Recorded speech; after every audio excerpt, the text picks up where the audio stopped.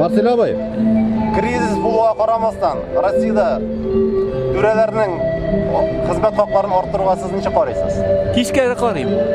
Ул түрәләр инде кризис булган шук бик күп хезмәт хаклар алдылар. Гади халыкка караганда күп өлеш артык.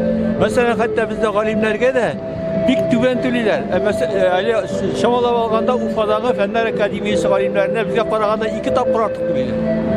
Бу нәрсә инде бу. Гади халыкның бер нәрсәсе арттырмый, тегеләрнең запасы да бар, таглар арттыралар. Бу дөрес хәл түгел инде, намуслы хәл түгел. Как все люди нормальные, как средней доставки, которые пенсионер, как это самое, когда посмотришь эти нули на их зарплаты, куда девает, куда совесть делать? Artırırga gerek mi? Ama özleri niçin gerek? Alarga da yaşarga gerek, inflasya var. Ama katkı rəvişdə şundur, katkı rəvişdə eğitirge çüdünündü bunu.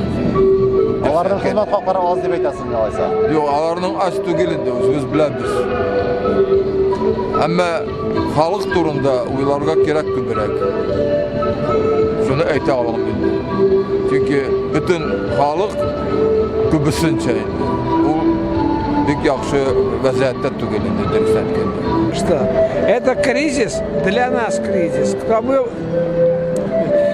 бедные беднеют, богатые богатеют. А что им повышает, им на жизнь не хватает. Biz degенше түгел инде бу. Аларга артыгырактыр. Арттырсындар деп айтасың андай аларга акчаларын. Юк инде бик артык булмасын. Ату простой халыкка откалды бит. Я отношусь очень недружелюбно и нежелательно. И так они охерели, получают гораздо больше, чем положено. Спасибо.